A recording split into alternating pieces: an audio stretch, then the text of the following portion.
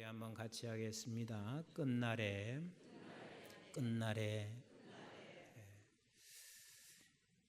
인생은 반드시 끝이 있습니다. 이것을 우리가 너무 잘 알고 있습니다. 2017년 12월 31일 이 끝날이 올 것을 알았어요? 모르셨어요? 우리는 다 알고 있습니다. 2017년 시작할 때 31일이 우리에게 오겠구나. 근데 대부분의 모든 사람들이 이 끝날을 압니다. 인생의 끝이 오는 것을 압니다.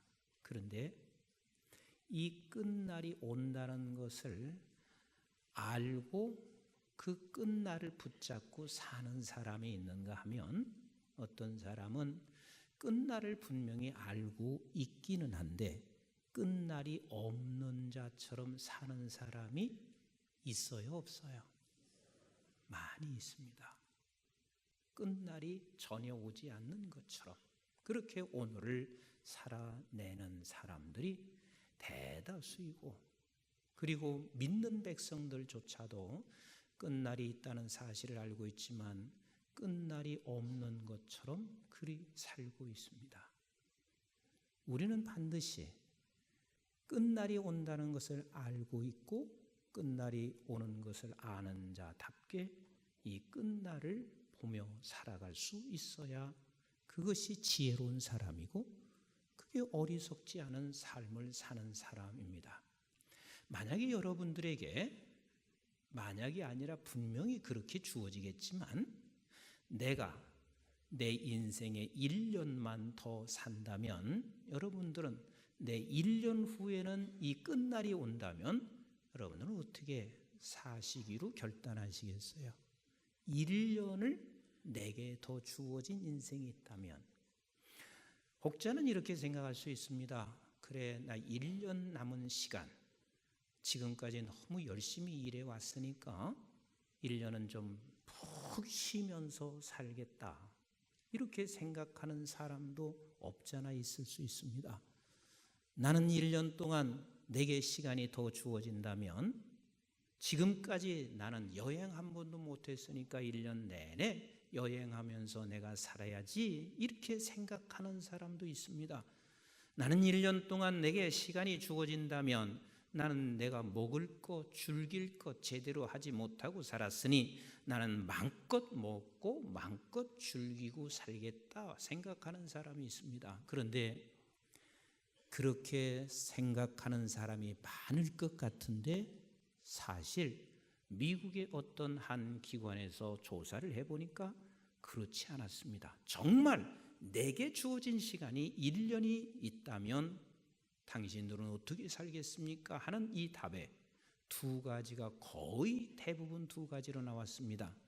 하나는 1등으로 나오는 것이, 나는 남은 1년의 시간들을 내가 사람들을 도우면서 살고 싶다. 어쩌면 이 사람들은 끝날을 잘 이해하고 있는지 모르겠습니다. 내가 1년이 더 주어진다면 내가 돕지 못했던 모든 사람들 위해서 돕고 살고 싶다. 그리고 두 번째 많이 나오는 것이, 내가 사랑하지 못했던 사람들을 내가 사랑하면서 살겠다. 이렇게 대다수의 사람들이 그렇게 말을 했습니다. 우리가 이 끝날이 언젠가는 주어지는데 그것이 1년일 수도 있고 어쩌면 1년도 못 될 수도 있습니다. 그러나 분명한 사실은 우리에게는 뭐가 와요? 끝날이 오게 되어 있습니다. 끝날이 반드시 오게 되어 있습니다. 근데 이 끝날이요, 굉장히 빨리 옵니다.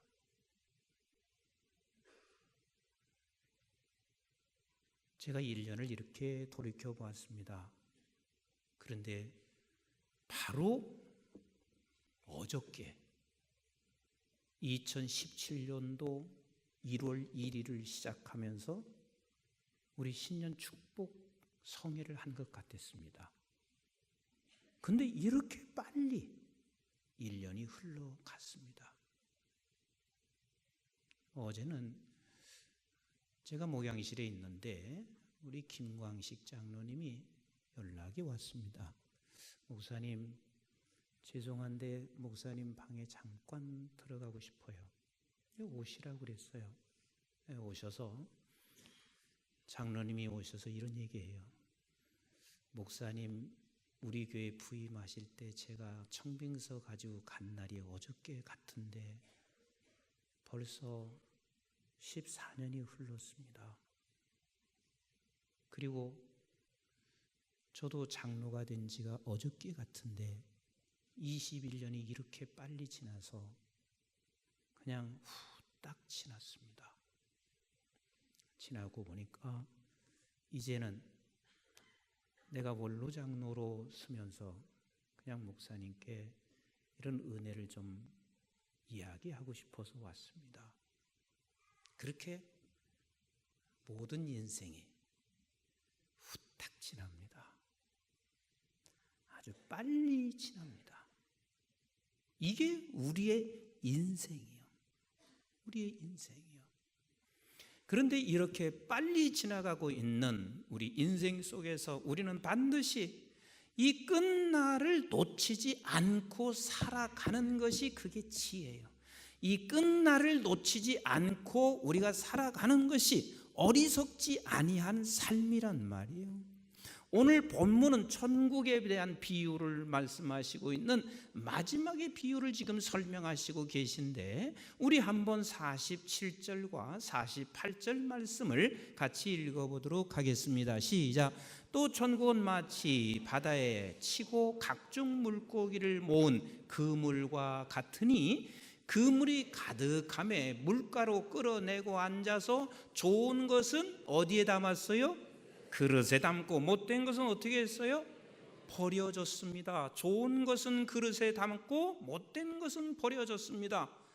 그러면 여기에 계신 여러분들은 좋은 것이 돼서 그릇에 담는 자가 되기를 원하세요? 아니면 버려지는 존재가 되기를 원하십니까? 대답 안 하시는 분들은 도대체 뭐예요? 중간지대는 없어요. 좋은 것이 되셔서 그릇에 담겨지는 것 1번이고 그리고 버려지는 것 2번인데 1번을 원하세요? 2번을 원하세요? 저희 교회 모든 성도분들이 좋은 것이 돼서 그릇에 담겨지는 모두가 되기를 주님의 이름으로 축복합니다. 그러면 좋은 것이 되어서 그릇에 담겨진 자는 어떤 자냐면 바로 이런 자가 좋은 그릇에 담겨져 있고 버려진 자가 아니란 말이에요. 49절 말씀을 같이 읽어봅니다. 시작. 세상 끝에도 이러하리라. 천사들이 와서 의인 중에서 악인을 갈라내어 그랬습니다. 좋은 것이 돼서 그릇에 담는 사람은 언제나 무엇을 알고 있냐면 세상 끝이 반드시 오고 있다는 사실을 너무 분명히 압니다. 우리의 세상 끝이 어디라는 사실을 안단 말이에요. 이게 바로 좋은 그릇에 담겨져 있는 사람이요. 저와 여러분들은 다른 사람과 다르게 세상 끝이 반드시 오는데 그 끝은 우리는 의인으로 좋은 그릇에 담겨져 있다는 사실을 믿으시면 아멘, 믿으시면 아멘. 그렇지 않은 사람은 50절과 같은 사람입니다. 50절 같이 읽어볼까요? 시작. 풀무불에 던져 넣으리니 거기서 울며 이를 갈미라 그랬습니다. 결국은 버려지는 존재입니다. 그러나 저와 여러분들은 버려지는 존재가 아니라 좋은 것으로 좋은 그릇에 담겨져 있는 그런 존재. 그러면 저와 여러분들은 언제나 어디를 생각하냐면 끝날에, 같이 합시다. 끝날에, 끝날에, 끝날에. 제가 이제 저희 교회에서 제 결혼 주례를 쓰기도 하고 장례를 집례할 때도 있습니다. 네, 결혼 주례를 쓸 때와 장례를 집례할 때와 이 제 마음의 태도, 생각이 굉장히 달라요.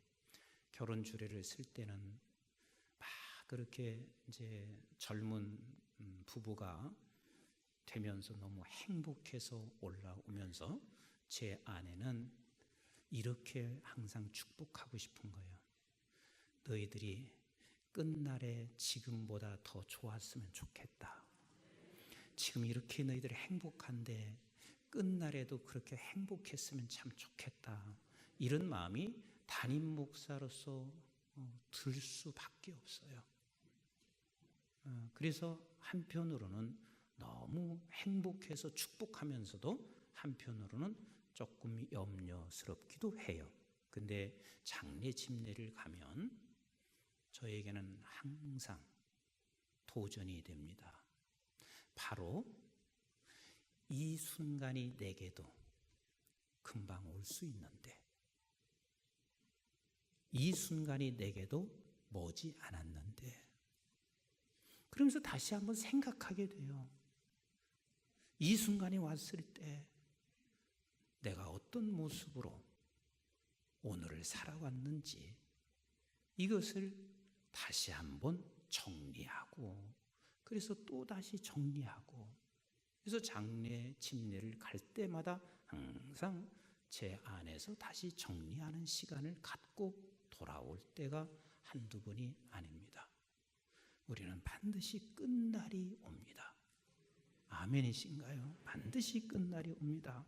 그런데 여러분, 이 끝날에 사는 사람은 어떤 모습으로 살아야 되냐면, 같이 합시다. 오늘은 내일을 준비하는 시간. 그러니까 끝날을 붙잡고 살아가는 저와 여러분들은 언제나 오늘이라는 시간은 내일을 준비하는 시간이에요. 오늘이라고 하는 것은 내일을 준비하기 위하여 오늘 내게 주어진 책임을 다하는 것이 바로 오늘이라고 하는 시간입니다.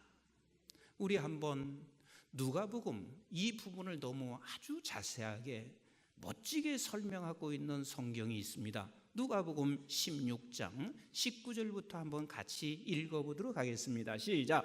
한 부자가 있어 자색 옷과 고운 베옷을 입고 날마다 호화롭게 즐기더라. 자, 부자가 어떻게 살았어요?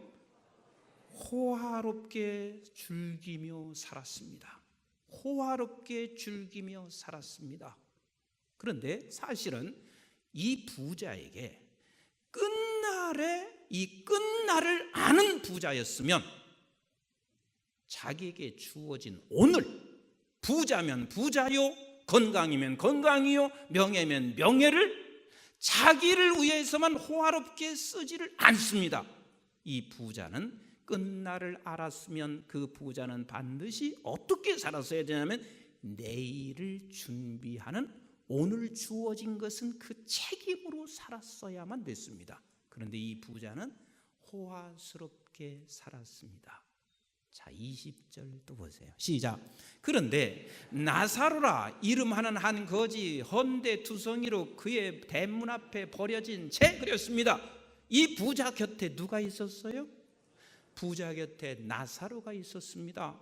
끝날을 아는 사람이었으면 내 곁에 나사로가 있다는 것, 그 나사로를 위해서 오늘은 내일을 준비하는, 바로 이 준비해야 할 나사로를 곁에 두었단 말이에요. 자, 그런데 보세요. 21절 시작. 그 부자의 상에서 떨어지는 것으로 배불리하며 심지어 개들이 와서 그 헌대를 핥더라. 자, 이 부자는 오늘 내게 주어진 이 모든 것들이 결국은 내일을 준비하기 위하여 준비될 나사로를 보내주었건만 이는 개가 됐습니다. 아주 비참합니다. 그렇게 살아가는데도 불구하고 전혀 아랑곳하지 않고 살아가고 있습니다. 자, 22절을 보세요.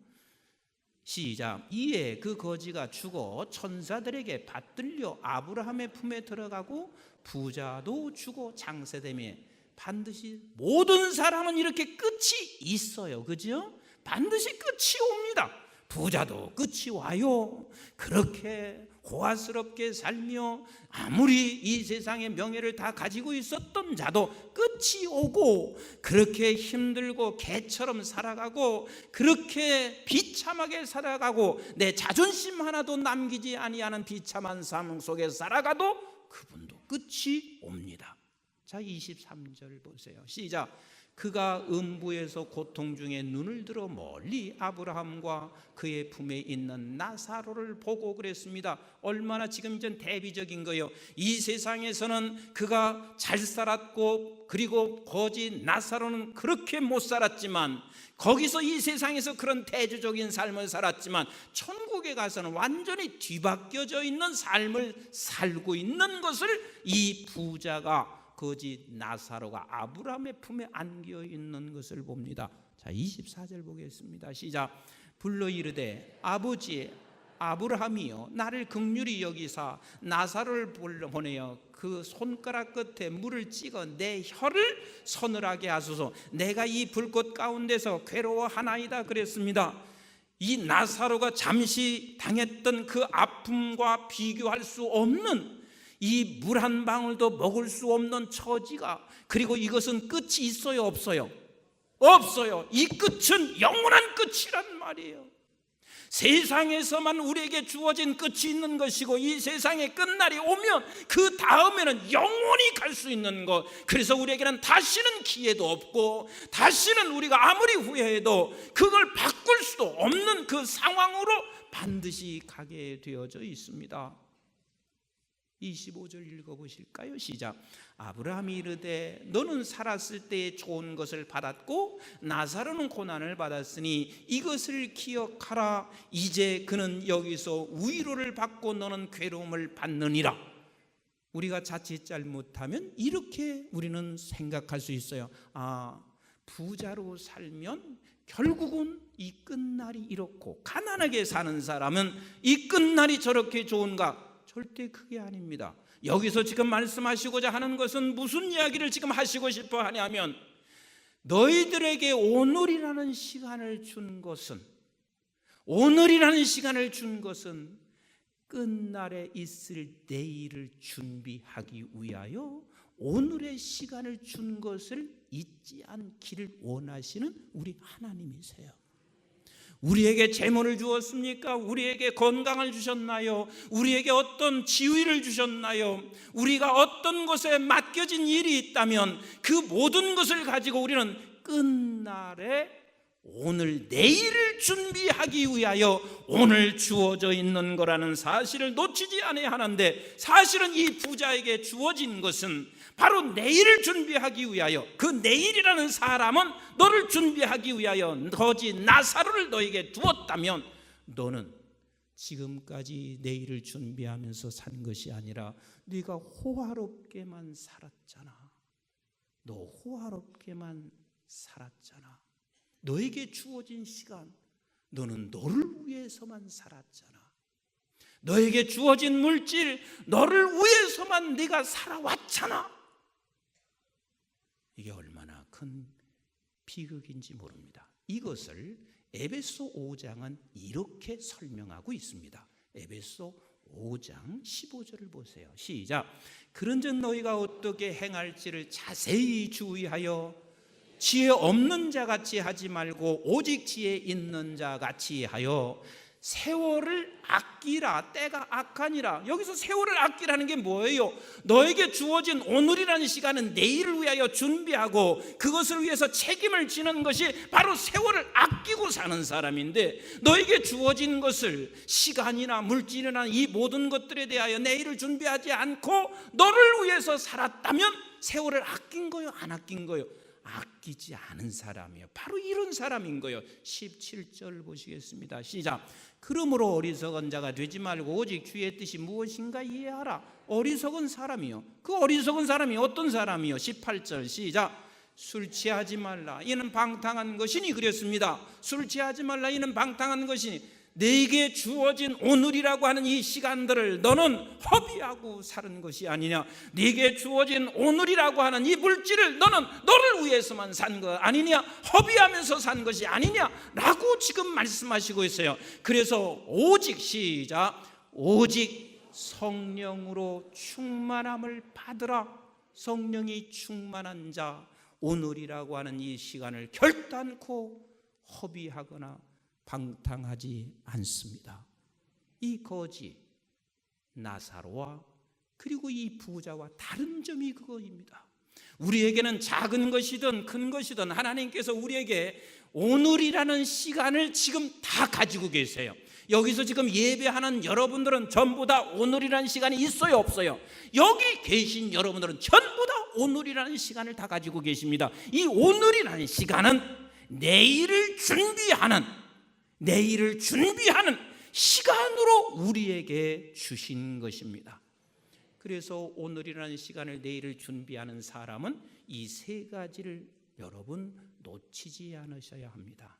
첫째는 같이 합시다. 오늘을 감사하며 죄스럽게 살아야 한다. 오늘을 감사하며 죄스럽게 살아야 합니다. 왜? 오늘이라는 시간은 우리에게 주어진 것은 누구와 비교하면서 나는 너무 작아 이렇게 말하는 것이 아니라 내게 주어진 오늘이라는 시간을 감사하고, 그리고 이 감사함으로 이것을 가지고 내일을 준비하면서 살아가야 하는데, 우리가 그렇지 못한 내 삶을 죄스럽게 여기며 회개가 필요합니다. 제가 이 말씀을 여러분들에게 드리면서 사실 제 개인적으로도 매 순간마다 죄스럽게 생각합니다. 굉장히 감사하고 또 우리 교회에서 저에게 대우해주고 예우해주는 걸 너무 감사하면서 굉장히 죄스럽게 생각합니다. 여러분들이 이 영화를 보셨는지 난 모르겠어요. 그러나 많이 들으셨을 거예요. 나도 영화로 본 게 아니라 이게 실제 일이기 때문에 글로 읽었습니다. 쉰들러 리스트라고 하는 영화가 있습니다.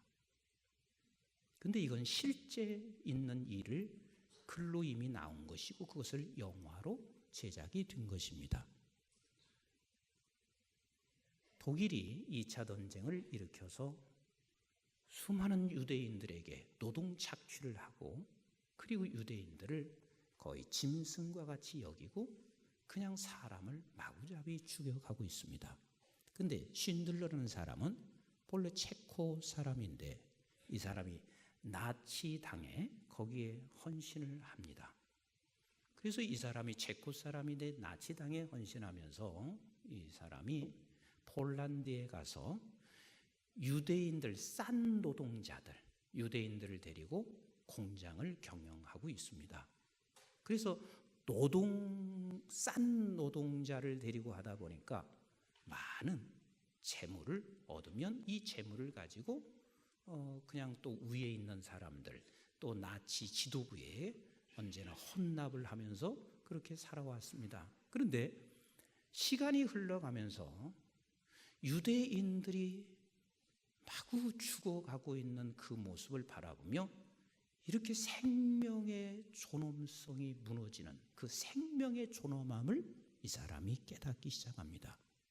근데 때마침 유대인들 1000명가량을 아우슈비츠 수용소에 거기에 가스로 다 죽이도록 그렇게 계획을 세워놓고 있습니다.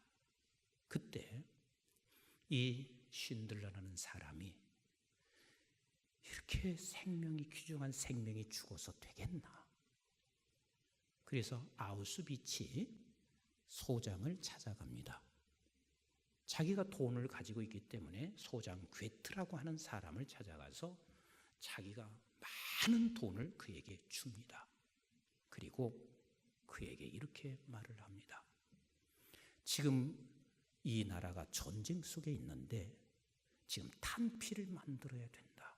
급하게 탄피를 만들어야 되는데 1000여 명의 사람이 지금 필요하다. 그래서 그에게 이야기를 하고 가스실로 들어가야 할 유대인 1100명을 그 공장에 다 데리고 와서 이제 탄피를 만들기 시작해요. 그러다가 저들이 2차 세계전쟁에서 패망하면서 유대인들이 자유의 몸이 되기 시작합니다. 그러니까 1100명은 가스실에서 죽어야 할 사람인데 이 1100명이 모두가 사는 귀한 역사가 일어나기로 했습니다. 그때 이 쉰들러라는 사람의 이 부분의 대목이 참 감동적입니다. 친구가 좋은 차를 사주었는데 이 차를 내가 팔았으면 10명은 더 구해냈을 텐데, 그러면서 통곡합니다. 그리고 당신이 여기 달고 있는 금배지 하나가 있었는데 이 금배지를 팔았으면 최소한도 1명은 더 살려냈을 텐데, 그러면서 통곡을 하기 시작합니다. 유대인들은 1100여 명이 살아나서 풀려난 후에 쉰들러에 대해서 너무 감사합니다. 그래서 자기가 조금 숨겨놓았던 금붙이 이런 것들을 다 녹이기 시작해요. 그리고 거기에다가 금가락지 하나를 만듭니다. 그리고 그 금가락지에 이렇게 새겨 놓습니다. To save one life is save the world entire. 이 말은 한 사람의 생명을 구하는 자는 온 세상을 구한다.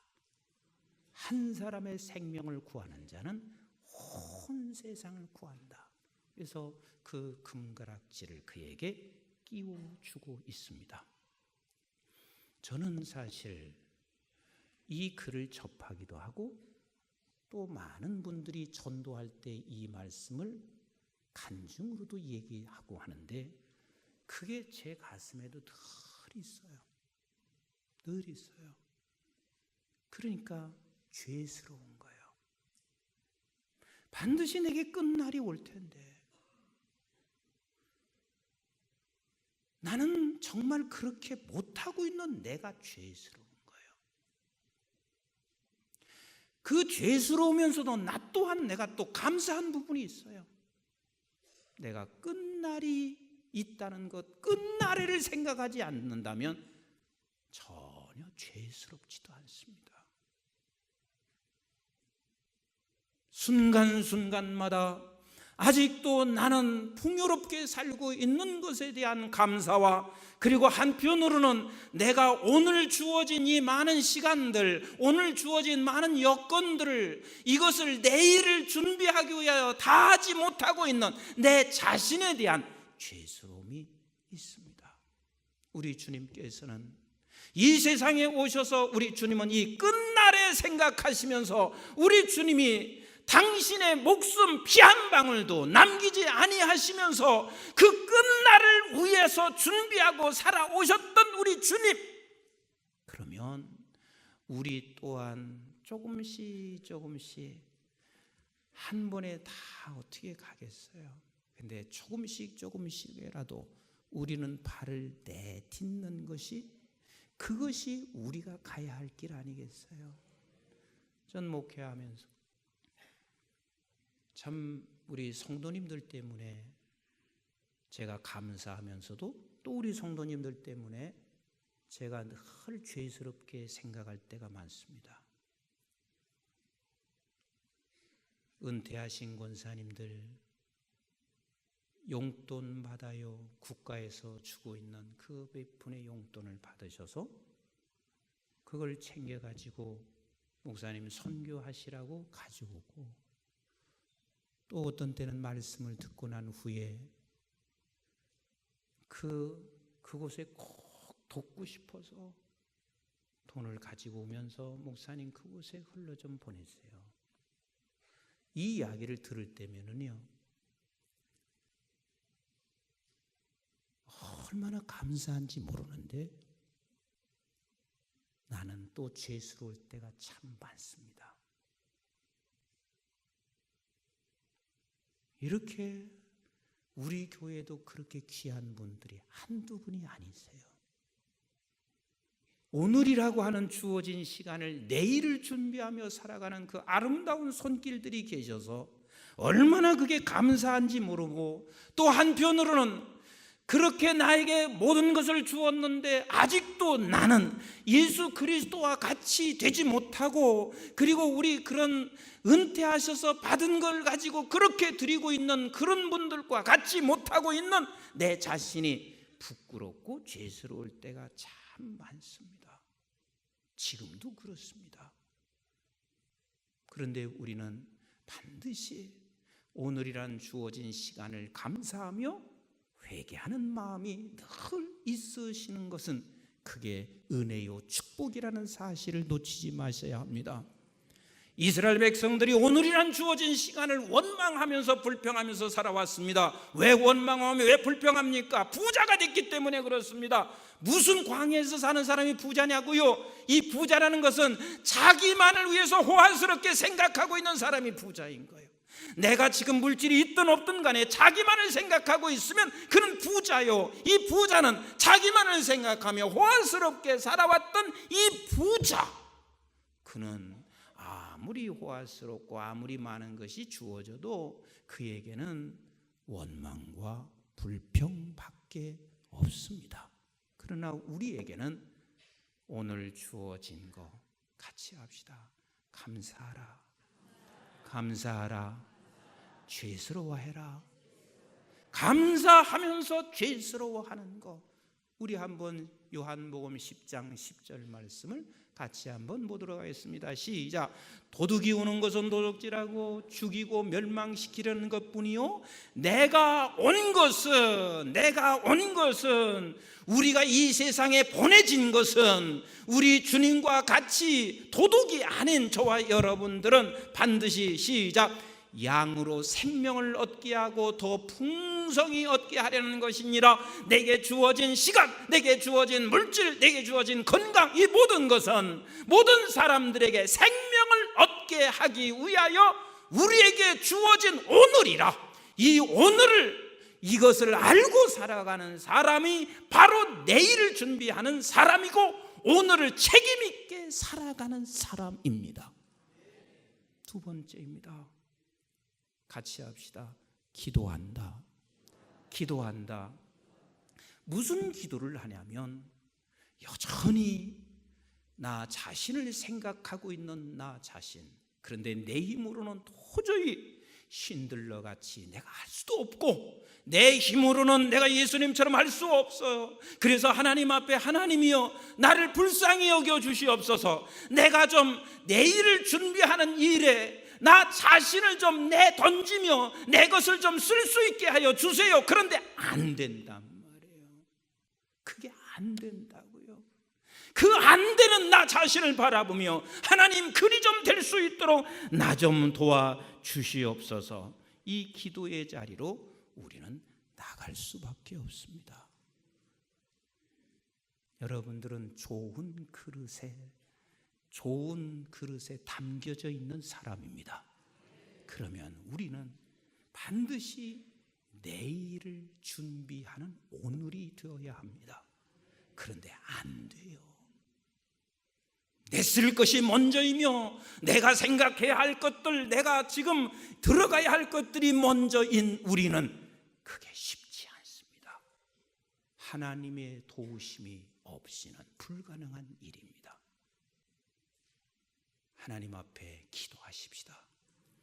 끝날을 생각하는 사람은 이걸 포기하는 게 아닙니다. 여기서 우리는 놓는 게 아닙니다. 나는 아예 그런 걸 생각지도 않는 것이 아니라 끝날을 생각하는 사람은 반드시 이것을 놓지 않습니다. 놓지 않는 나는 괴롭습니다. 그래서 내가 회개도 합니다. 그리고 하나님 앞에 도움을 요청할 수밖에 없습니다. 주여 그리 되게 하옵소서.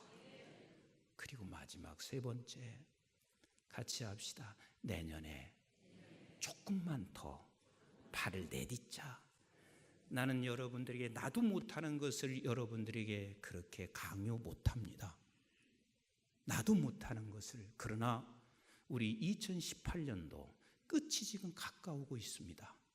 그런데 이 끝날에 지금까지 오늘을 내일로 준비하지 못하고 살았으면 내년에는 조금만 더 내 옆에 있는 거지 나사로를 돌아보자. 봅시다.